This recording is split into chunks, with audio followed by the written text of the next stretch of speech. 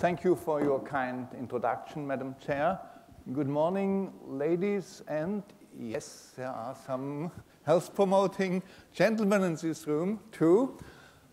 Dear colleagues and friends, and if I say friends, I look at, in this direction, to Dr. Theo Harm, who is the leader of the health-promoting network in Estonia, and since 1999, you have done a marvelous work, and therefore, judging from this kind of health promotion you do in this country, I only can congratulate you. Now it's my honor and my pleasure to talk to you about health literacy. So I have to do that. Yeah, that's an overview, but I will go quickly into it. First, health literacy has arrived in Europe, at least as a concept. It took some time. As you know, health literacy first was mentioned in the 70s in the United States, and from the 80s and 70s on, there was much of work on health literacy, mostly outside Europe, in the US, in Canada, and Australia, and some other countries.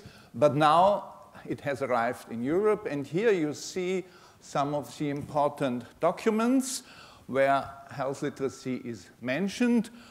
You can look at that.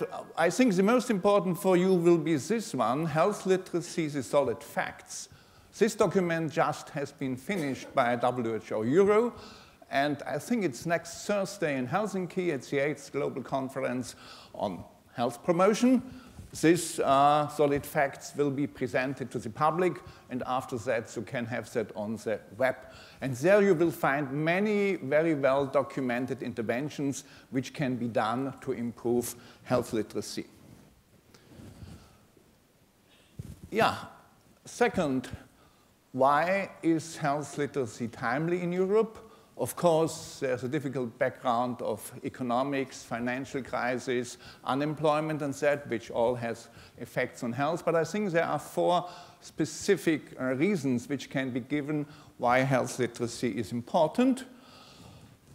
That's the first reason. The first reason is international or global research shows that health literacy has important consequences for health behaviors and health risks, for health status indicators, for health service use, and by that also for health costs.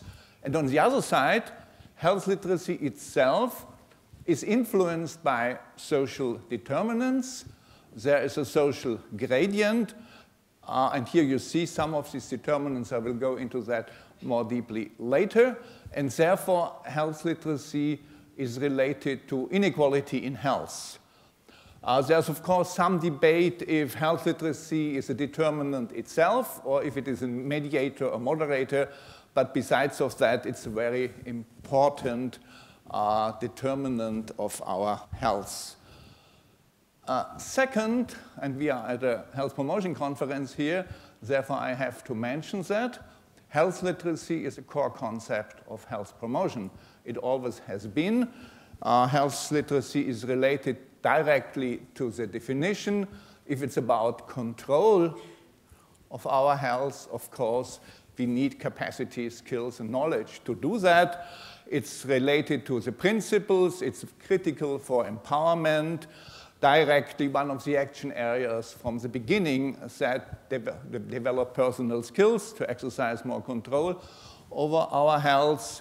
But there are relationships to the other action areas, too. We can speak of health literacy in all policies. You know, at the conference in Helsinki, health in all policies will be the big issue. We can speak, and that is done, for example, in the Healthy Cities networks very much now, about health literate settings. And of course, I will show you at the end the American concept of the health literate healthcare organization. And of course, the new concept of capacity building is related to health literacy too.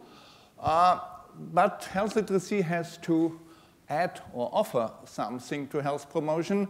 It comes from the literacy tradition. Therefore, there's much more experience about measuring, about instruments there from which we can learn. there is a lot of well documented and well evaluated interventions and measures there. So health literacy has an added value in health promotion too. And last but not least, and this long story can be said in very few words, as some sociologists say, we are living in the multi-option society. That is, from morning to evening, we have to take many decisions. And as Ilona Kickbush says, in our kind of health society, every decision can have an effect on our health.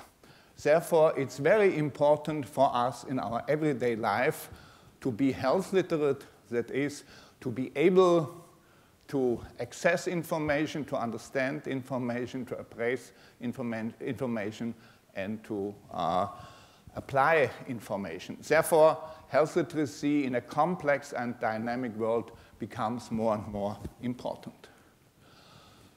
So, that may be not enough for you to understand the concept. I'm now speaking from the background of the European Health Literacy Survey.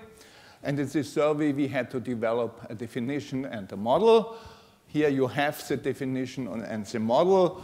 What is important about our definition and the model? First, of course, we start here. Health literacy is about knowledge, it's about skills, it's about competences, and about motivation. The problem is to access, to understand, to appraise, and to apply this information. But, and here we go further than most of the US American studies go, it's not only about health literacy for health care, to be a good patient, but it's very much health literacy for disease prevention and health promotion too.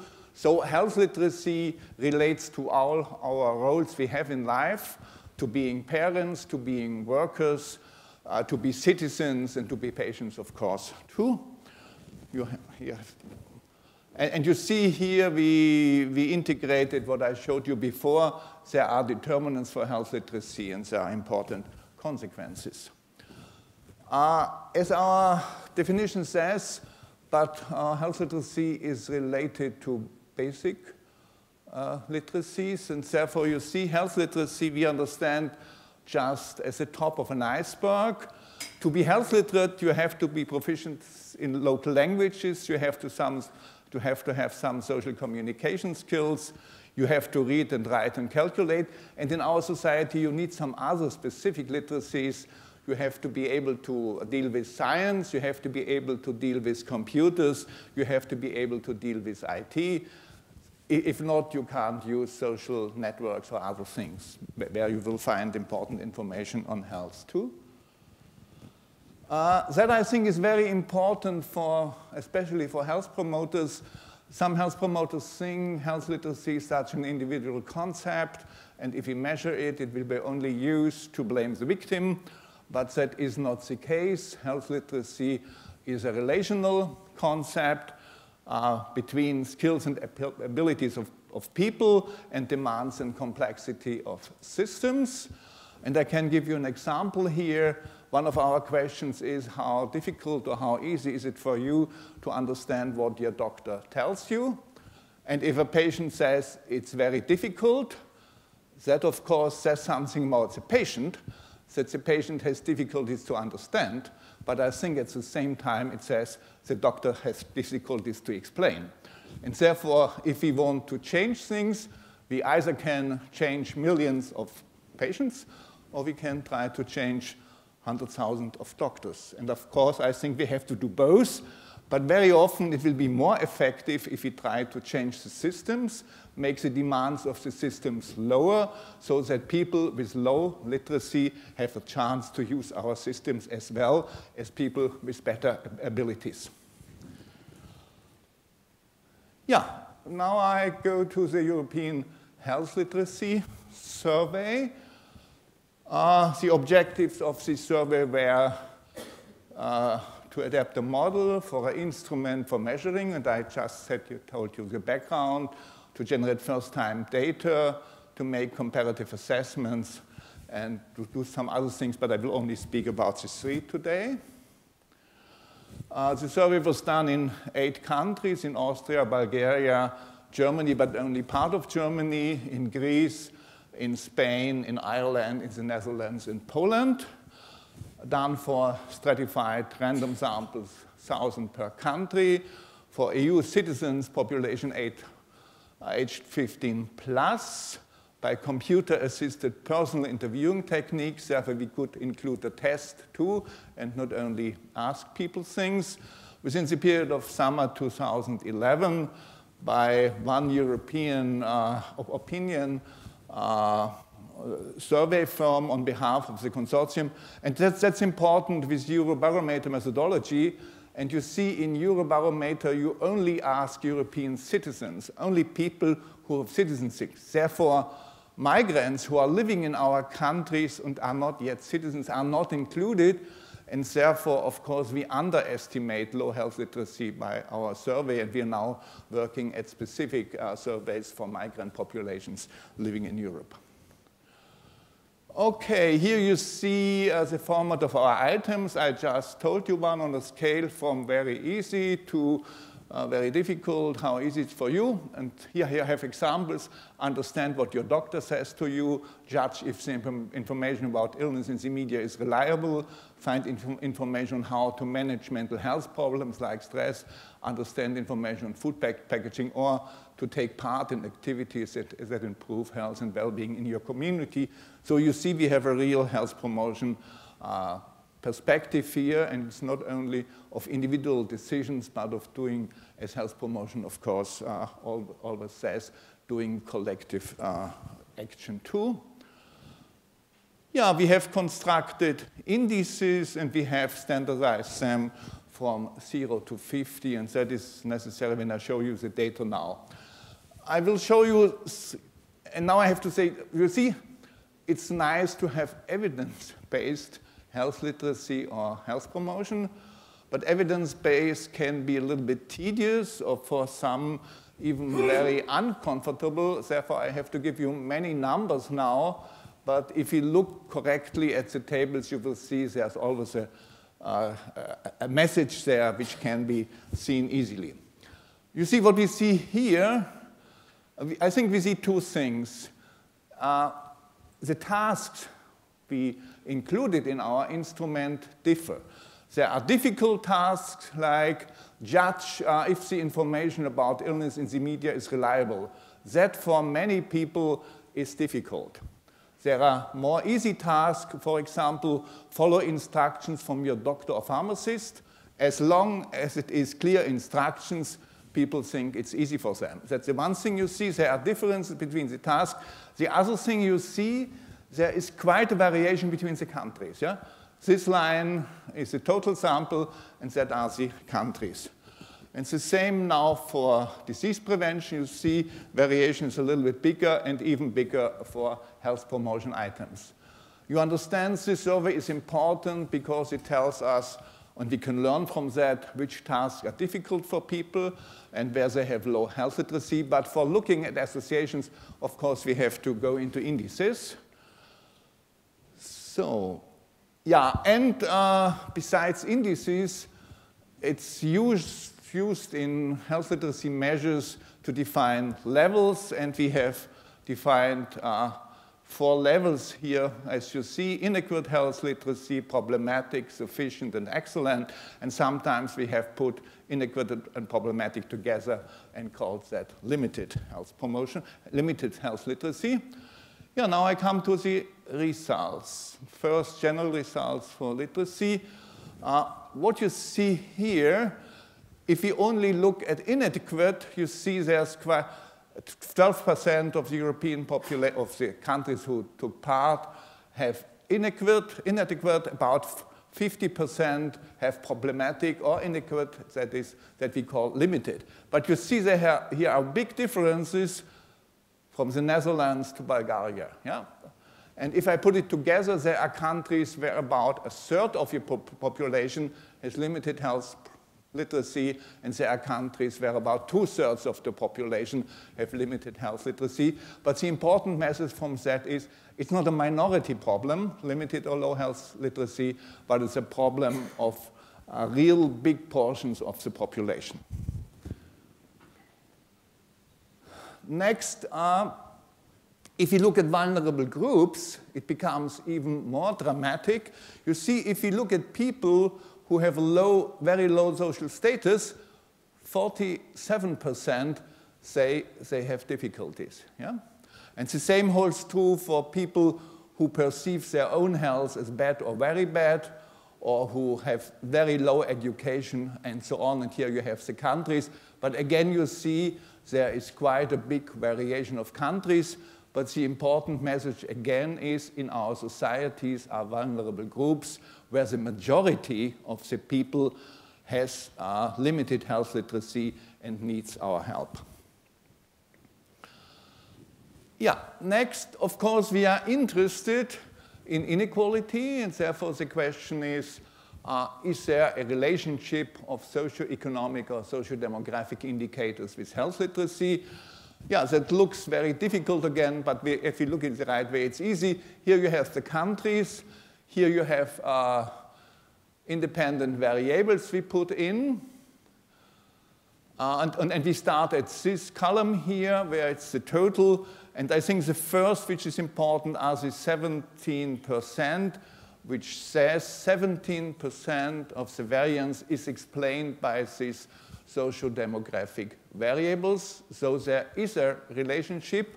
And the interesting thing again is there are big differences between countries, very low in the Netherlands and very high in Bulgaria. What does it say? For me, it says the Netherlands are more equal society concerning health literacy than Bulgaria. Yeah? And so we see it's good if only a small percentage of health literacy is explained by these socio-economic variables, because it says something about inequality in your country. And if you look now, what are the most important predictors? We see financial deprivation is the strongest predictor for health literacy, followed by self-assessed social status, by education, by age. And gender is very low and different in different countries. Yeah?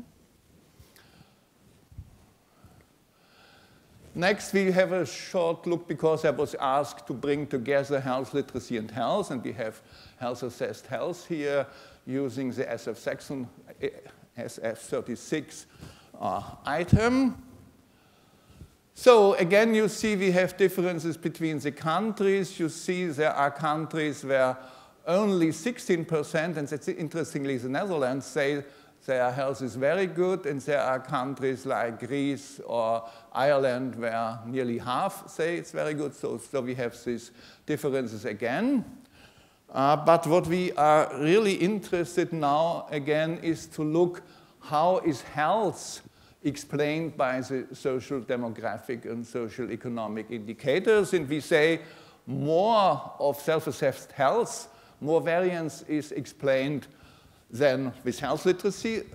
I think for epidemiologists, that's not a surprise. We would expect that besides health literacy, other factors go into health inequalities. Again, we see big differences between the countries.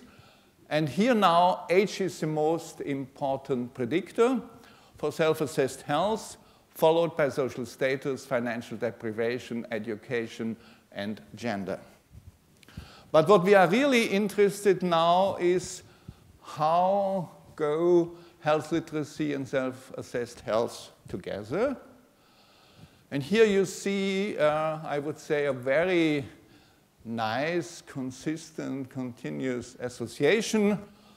The higher your index of health literacy, the more often you say that your health is very good, or at least is good. And the other way around, of course, people who have low health literacy very much more often say that they have very bad or bad health, and it goes down very much for the people who have high health literacy.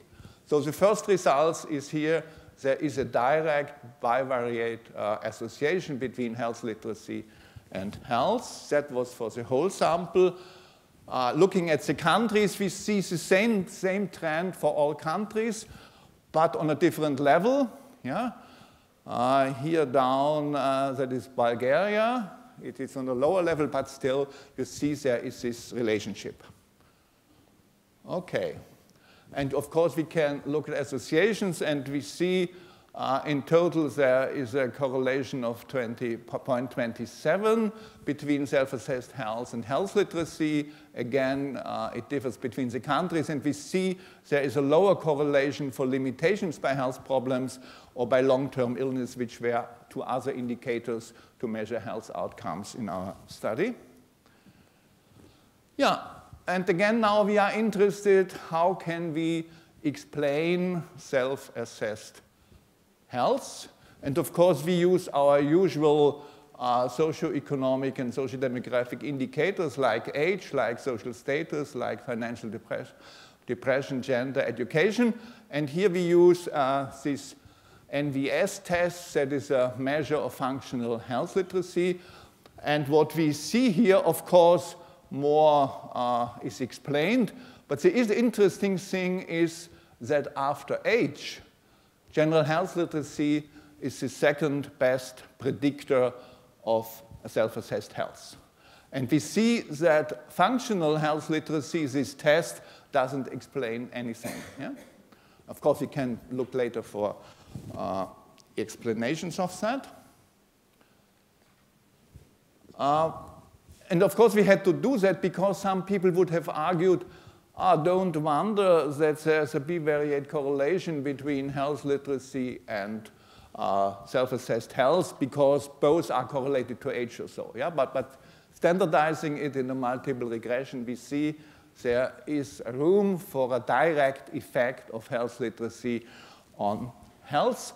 And here we try to make it a little bit more difficult. We put in some other indicators like exercising time, like body mass index, and we see still general health literacy is the second best indicator in this kind of model we could do. And of course, some of the effects of health literacy on health seem to be going via, and you see, looking at health behaviors, for two health behaviors we found good correlations which were significant. Health literate people do more exercise, and health literate people have a better body mass index. But health literate people, there's not a very clear correlation between health literacy and smoking and health literacy and alcohol consumption. Yeah? So, and that is my last empirical slide. What do we see here? Here we see age cohorts. Here the very young, 25 or younger. Here 76 or older. And what we see, the probability of having fair, bad, or very bad self-assessed health goes up with age. That is clear. Yeah, that is the goes up. But the interesting thing is there are big differences concerning health literacy. For people who have inadequate health literacy, there's a big difference. Yeah, you see, it makes a big difference. It makes a much bigger difference for you concerning your health if you have inadequate health literacy than if you have excellent health literacy. There's an effect for excellent health literacy too, but the effect is much less strong. Yeah, so what we really see, where you really need health literacy is when you get older. When you are young, it doesn't make much difference, but the older you get, the more important is your health literacy for your own health. That, of course, gives us, we have to make recommendations in two directions here. Of course, we have to start with the young, but I think we need specific programs dealing with low health literacy of old people because we have so many old people here, and for them it really makes a difference. Come on. Yeah, to summarize the results, I think there are four important results. The first one is low health literacy or limited health literacy is a problem for a big group in our societies, but differing by society.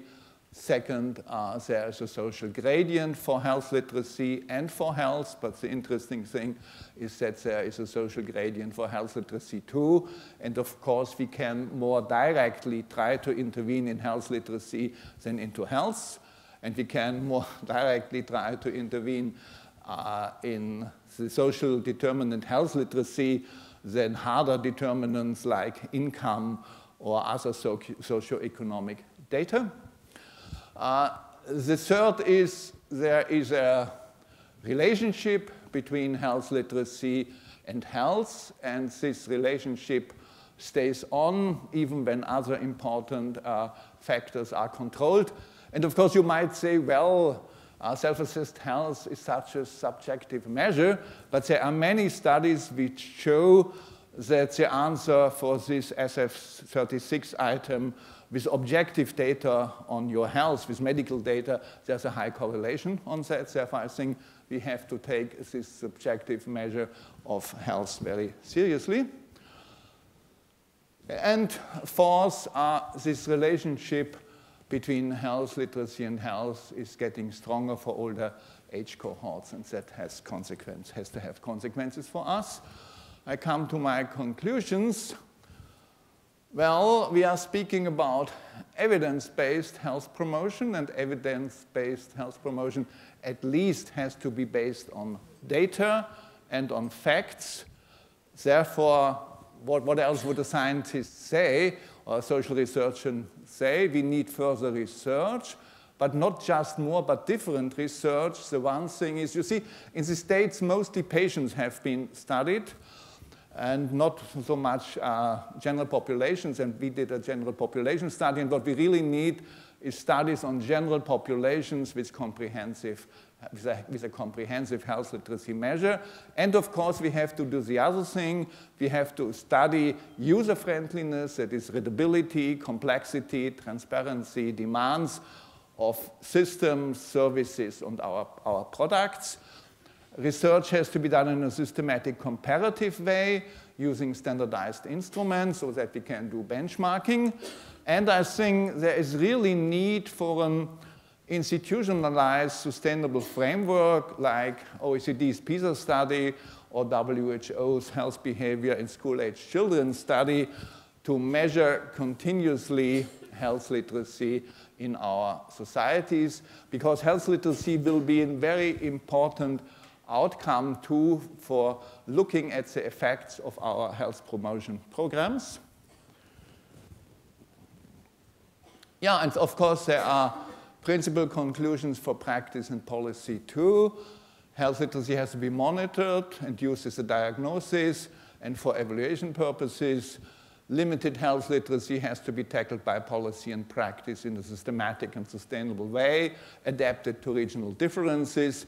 Interventions have to be directed at improving personal competences of individuals. And I think that mainly holds true for long-term or NCD patients. I think for these patients, we really need programs to improve their specific disease-related health literacy so that they can live a healthy life even with a chronic condition. And there we really have to invest in training and education. But equally, if not more important, are interventions directed at improving user-friendliness, I say it again, of systems.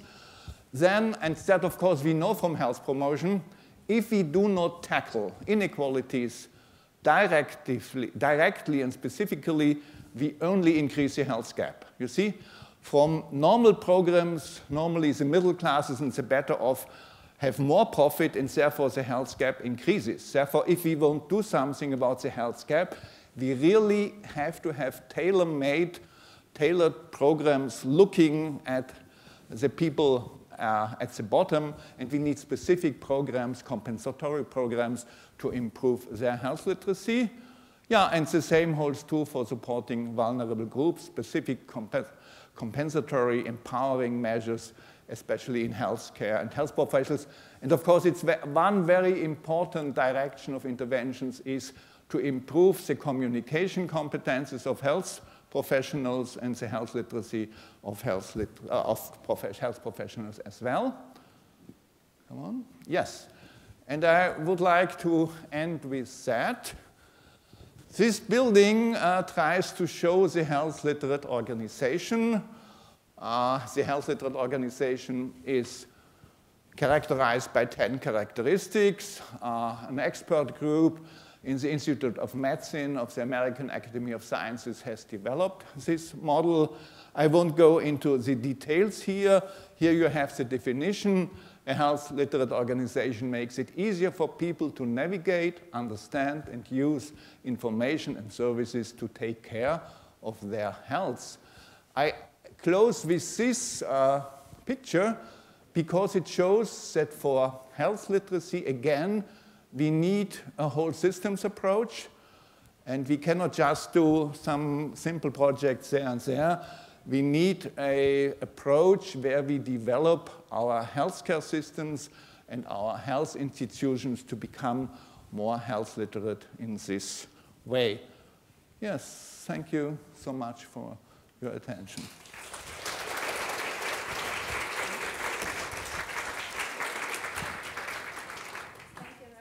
Now I'm open for your questions or comments. Thank you very much for your extremely interesting presentation.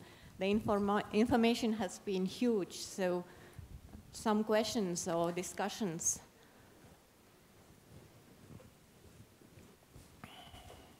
Thank you so much. It was extremely interesting. I'm Triinu Tikas from National Institute for Health Development. I wanted to ask, have you also considered, or perhaps you're already planning to study not only the general population, but also different professionals who work not only in the field of health promotion, but we have a lot of partners, for example, from kindergartens, schools, etc., and we are expecting them to carry out health promotion work. And these people also are struggling sometimes to understand what we public health people are talking about. So is there any kind of research about our partners in health promotion? The first answer I can give you, of course, in our general populations, there was a certain amount of people with a health professional background. We looked at these people specifically. They had a little bit better health literacy, but the difference was not tremendous. So, and if you talk to them, many of them themselves have problems with our systems. But you are correct, we have to go in the direction, and we do that, for example, we are developing a specific questionnaire for enterprises, for staff in enterprises, and you are right, we should do an even more specific instrument concerning this group, which will have such an important role in transmitting information and other things. Thank you for this question. More questions?